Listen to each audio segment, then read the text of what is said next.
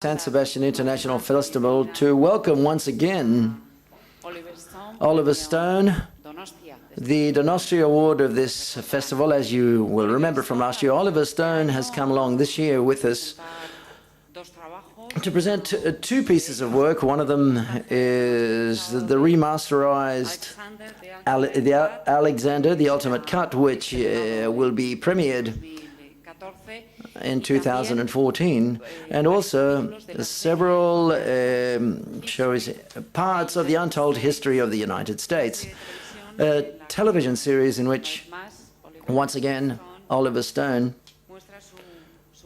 shows his commitment with a sincere telling of the story of his own country. So, as always, he is available now to answer any questions that you deem pertinent to ask. So let's start.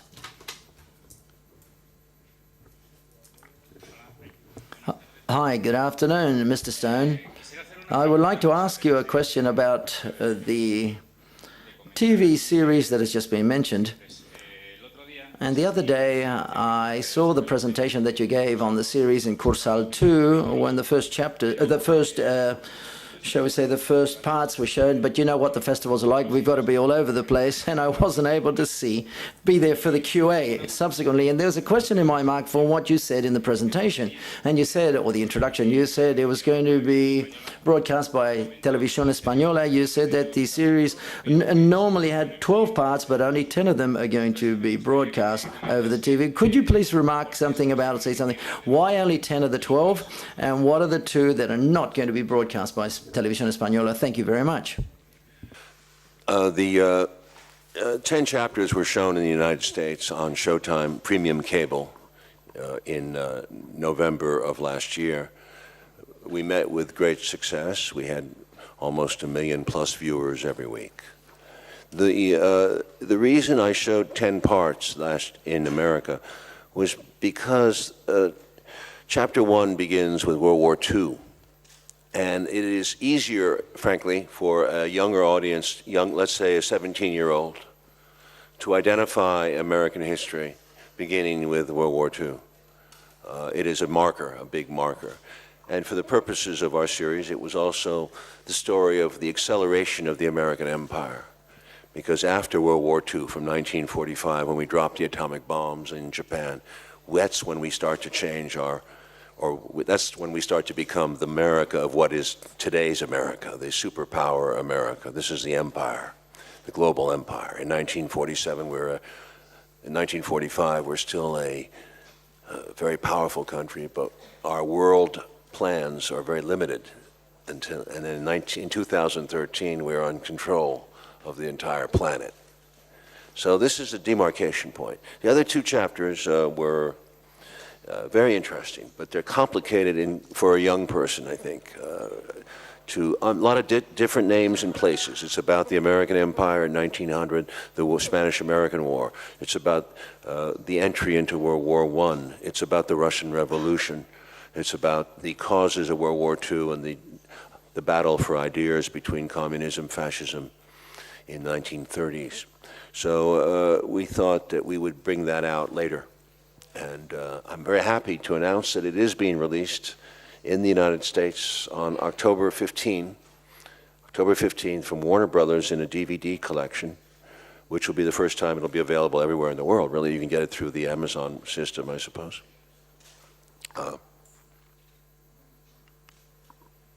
Hi, Laszlo Christian from Hungary. Two questions. One is, do you believe in an inside job on 9/11 by the government? The other is, what is your personal view about the death of Dag Hammarskjöld, the one-time General Secretary of the UN? Do you think it could have been a politically motivated assassination, that his plane was shot down? And do you give credence to rumors that he may have been also blackmailed during his life over his alleged homosexuality? I very much admired Dag Hammarskjöld when I was a young man. I don't know his story, and I have no theories about his assassination, although I've always heard that there's reasons to believe that he could have been assassinated. he certainly died at a time when many people of world stature were being killed or died in strange accidents. As to your other question, you know, this is not what our series is about. Our series does not deal with, even when it deals with the JFK chapter, the concept, we're dealing with the big power concepts, what John Kennedy represents, what he was trying to do, where he was going, and with his assassination, the sudden changes in American policy,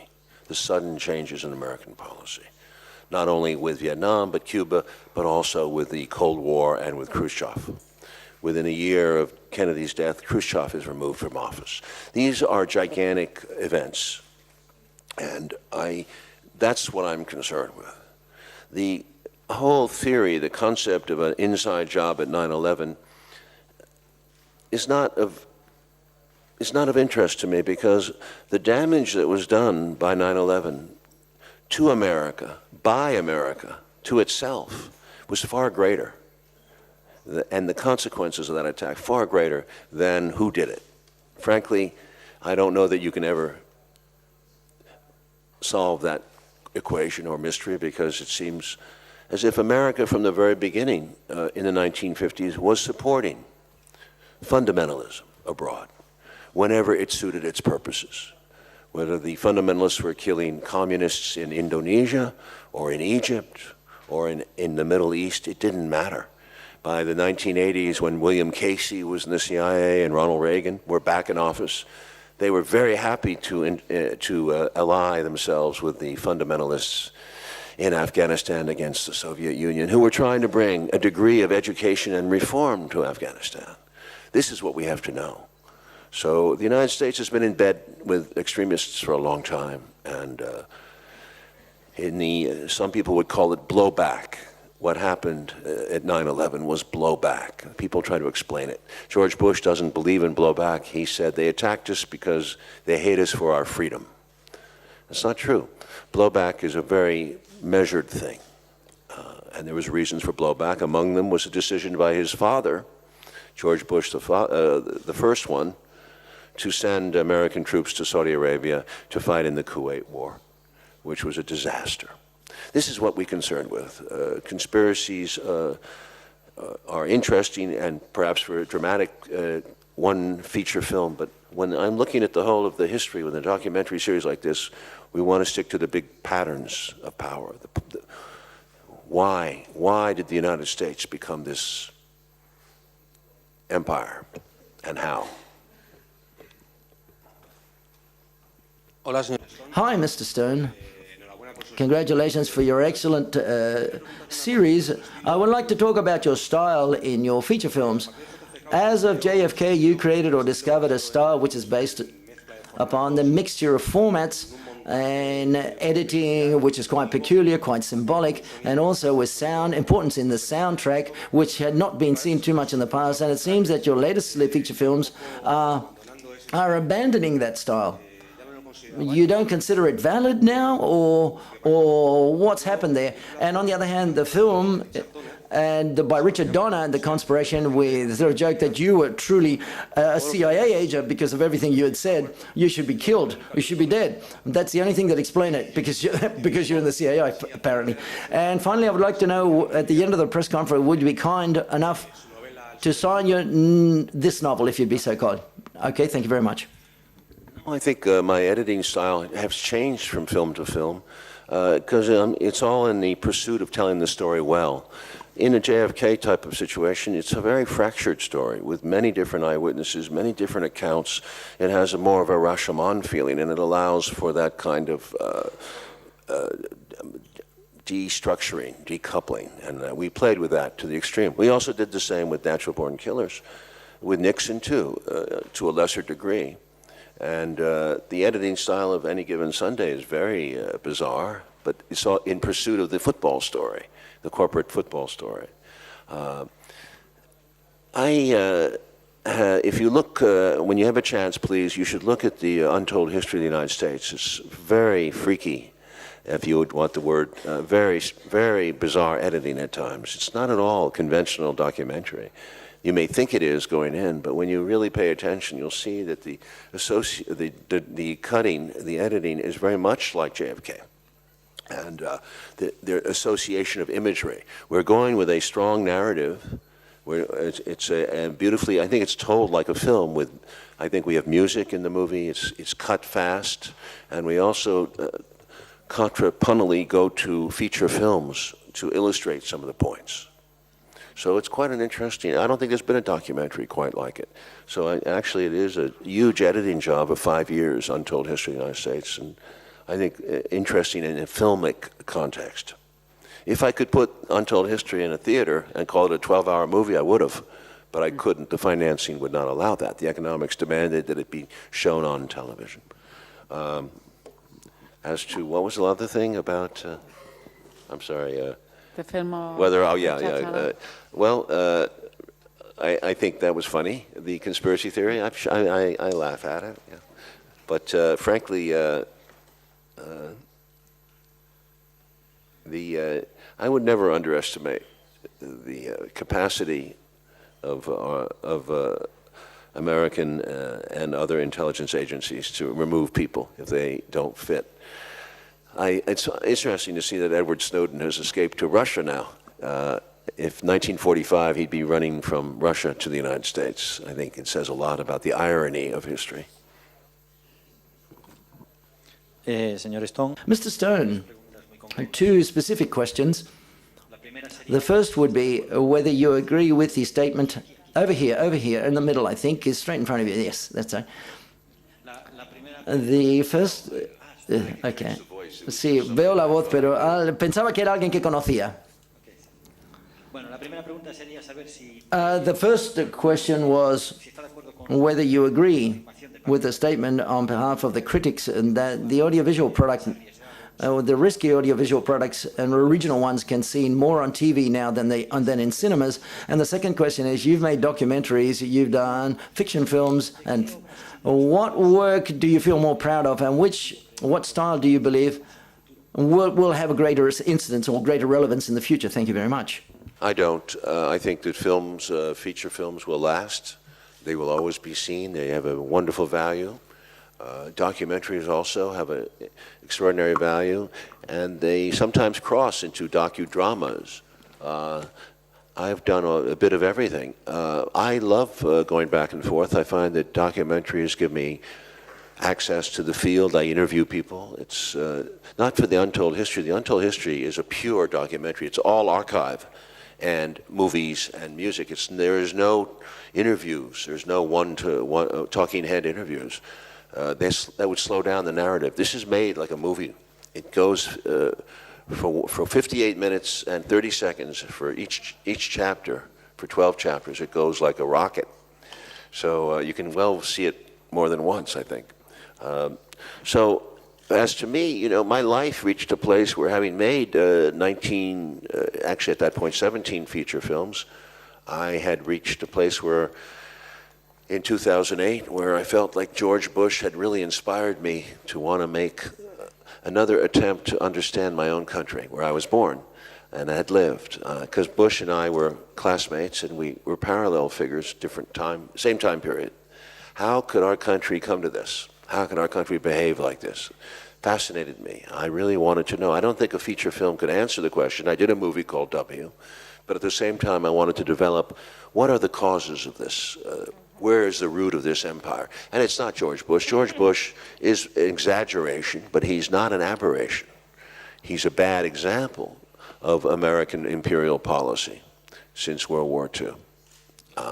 But if you go back to the roots in World War II and the Cold War, to Harry Truman, Eisenhower, you begin to understand the desire for control and what happens to the U.S. to change it.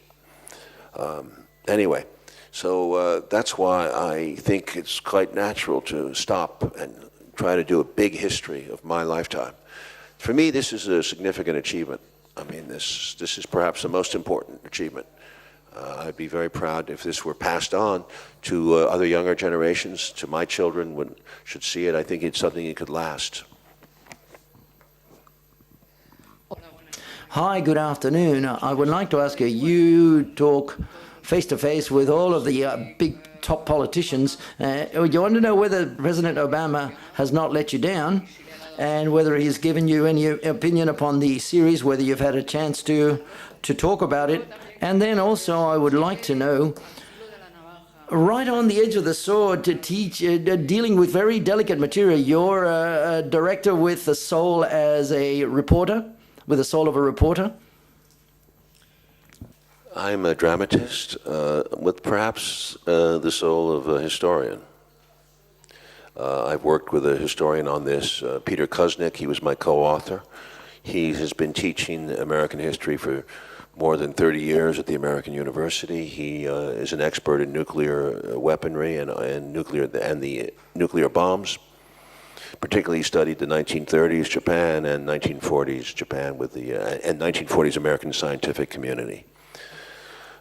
He believes strongly, as we showed in the series, that the United States had no reason or cause to drop the two atomic bombs on Japan. That this was a huge mistake, which was becomes the founding myth of the American empire.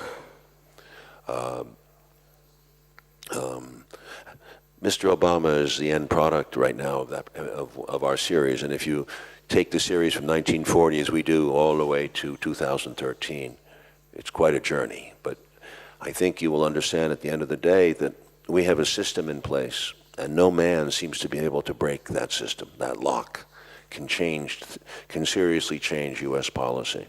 The last two presidents who tried, great courageous men, was John Kennedy, and he came close to ending the Cold War in 1963. And before that, we had Franklin Roosevelt, who shook up the system quite a bit with reforms. But since then, it's been very difficult to have legislation and reform. Jimmy Carter tried. He tried, but he did not succeed. We show examples in the history series of people like Gorbachev, who changes the mind of Reagan. Gorbachev is a fascinating figure, as is Khrushchev.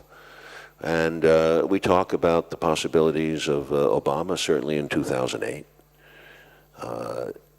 He was a candidate of reform. He ran on that concept, but he has disappointed many of his followers greatly. He has not been a candidate for reform. He, if anything, has enshrined the breaking of the law under the Bush regime. The United States went to war illegally, ignored all international supervision and the UN, and the United States also broke the laws of its own country by eavesdropping on all its citizenry, and continues to do so. And continues to do so under a set of laws that we don't even know what they are because they're secret.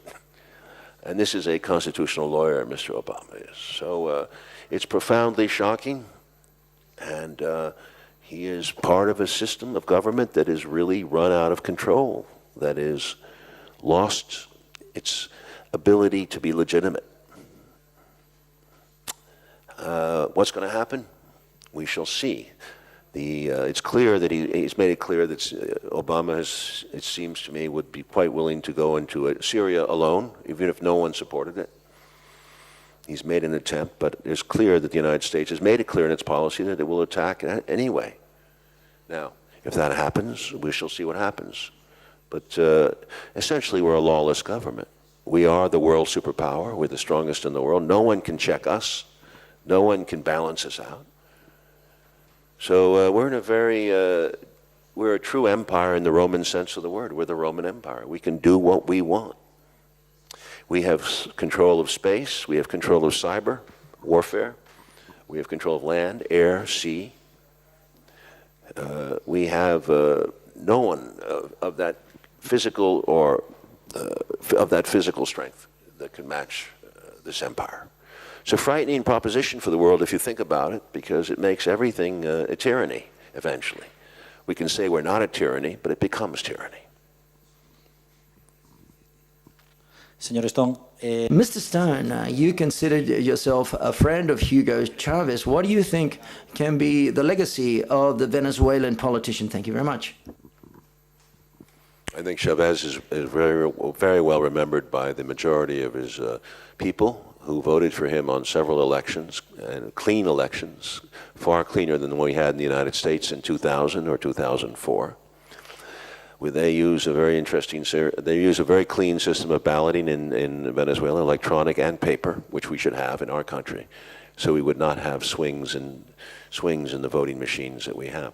So I very much admired Chavez. As you know, I made a documentary, and I include him among many leaders in Latin America who changed the landscape in the 21st century by breaking away from the Washington system of doing things.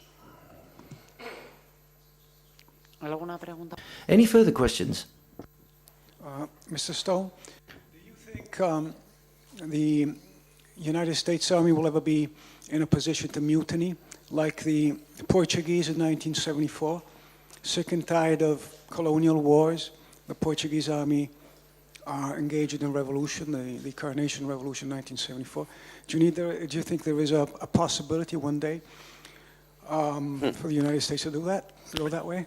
It's a very provocative question, considering the amount of films we see about the American military being so gung-ho, and the SEALs and going after Osama bin Laden. It seems like we're a very militaristic, aggressive society. The last great mutinies that I remember, I didn't know much about the Portuguese mutiny, but would have been the mutinies that I felt that were coming on in Vietnam. That was for sure. There was talk about it, and the Pentagon papers referred to, not the paper, the Pentagon documents referred to as destabilization in the troops that was becoming excessive in 1971. They talk about a fear that it would approach the proportions of the French army in World War I, when it was known that there was French army mutiny against the barbarous slaughter that their generals were imposing on them. And I also think of the Russian army in 1916-17. The reason the Russians had a revolution was largely because of the army, not the army being drained and demoralized completely by their horrible leadership. So no, I don't think that's going to be the case in the United States. The military, if anything,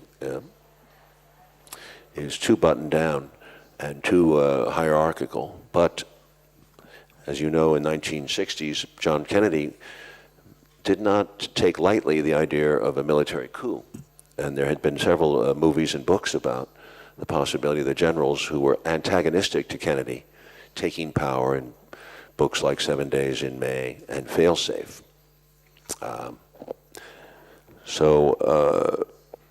And when Petraeus was in office, I was one, now the fact that the military is now part of the CIA.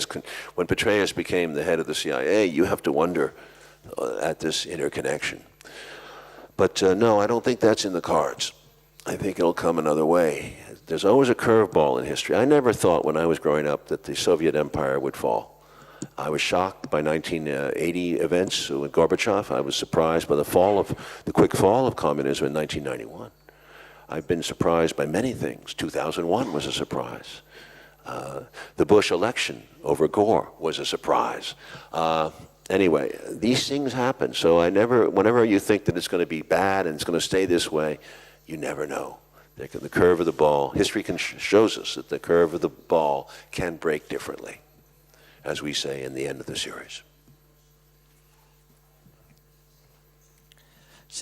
Yes, over here. Mr. Stone, hi, you've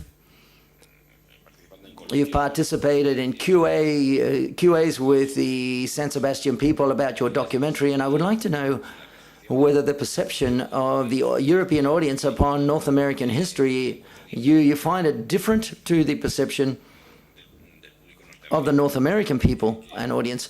Now, do you believe it's perceived differently? Well, a different slant in one place, one in Europe and the US. Do you believe there are any differences? And if there are, what would they be? Well, I can't make those generalities, frankly. The United States audience, we had a very progressive base watching these movies. 1.1 million people a week is, for an unadvertised series on premium cable, is pretty good, documentary especially.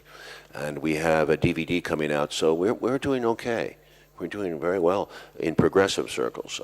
We'll never be in the public television sphere which is where the big audiences are, because frankly, I have to say the United States television is very commercial, very much for profit.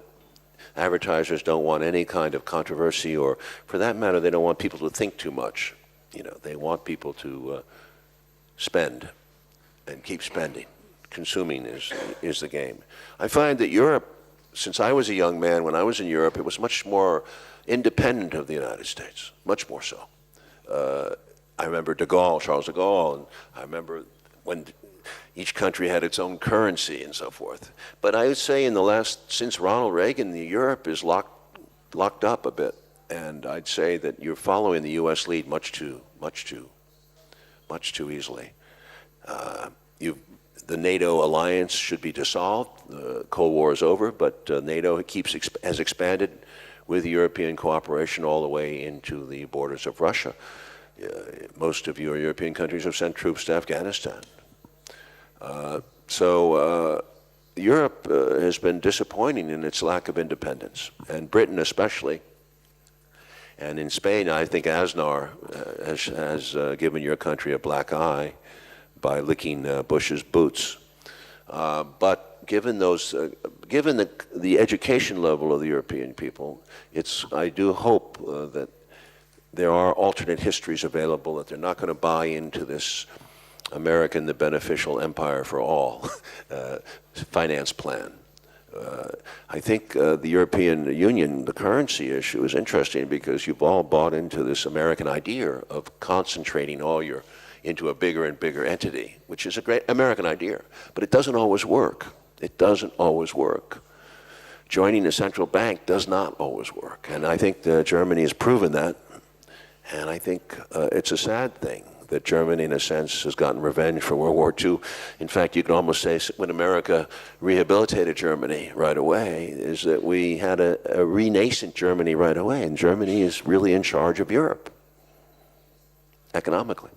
So it's a strange world. Everything is ironic in a way. It comes around again, like the Snowden thing, as I said.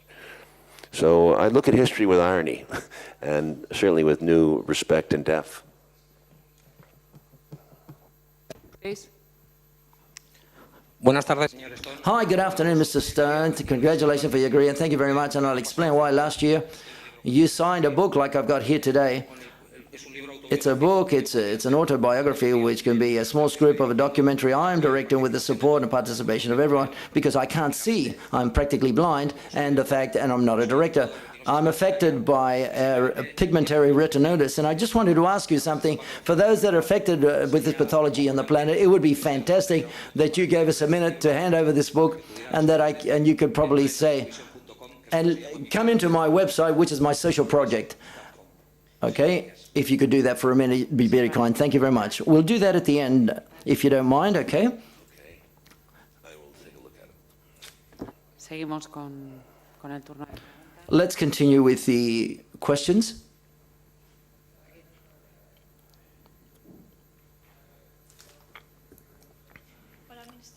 Hi, Mr. Stone. I would like to ask you, given the fact in your series you show all of those people that throughout history have tried to maybe bring about a social change like Kennedy or Gorbachev, in that sense, they've not been able to finally make a whole change. Whether it's possible in the series that you've directed that art can take that role and take the baton of those people that have not been able to express it, or to bring about that social change fully, and whether you consider that art can be a replacement or can take on that role that those leaders weren't able to fully carry out in the past. I don't believe so. I believe art movies can parallel a situation and reflect it, but I don't believe that they fundamentally lead to change. They're reflective. They're more reflective. This series, at its best, and I hope it does, would be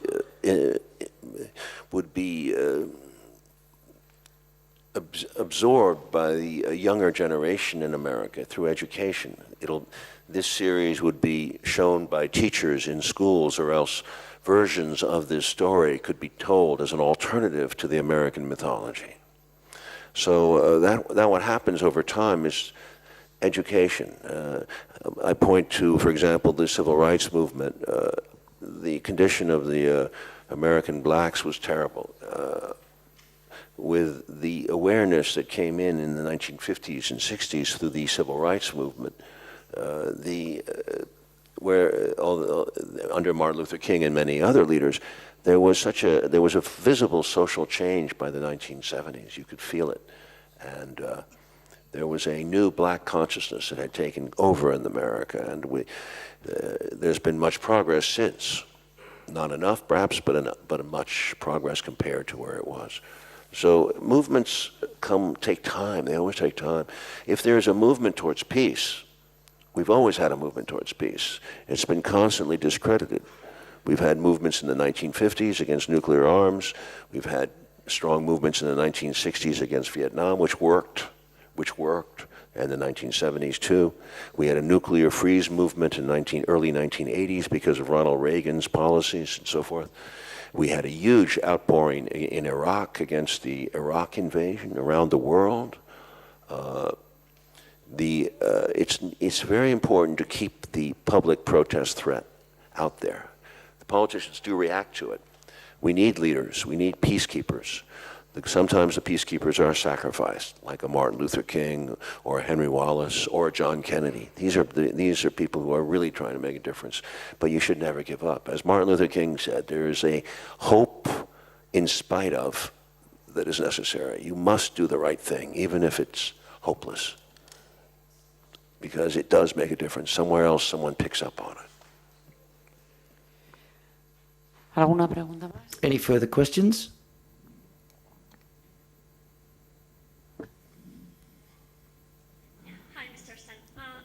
But Alexander, you're presenting the ultimate cut, the way you call it. It's the fourth one of the movie. So what was the reason behind this need of making a fourth cut?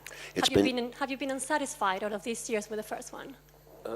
It's been 10 years since the movie was released. The first two versions that came out that year were very rushed, in my opinion, and they didn't reflect what I had to do. The movie, my contract called for it to be released under 3 hours.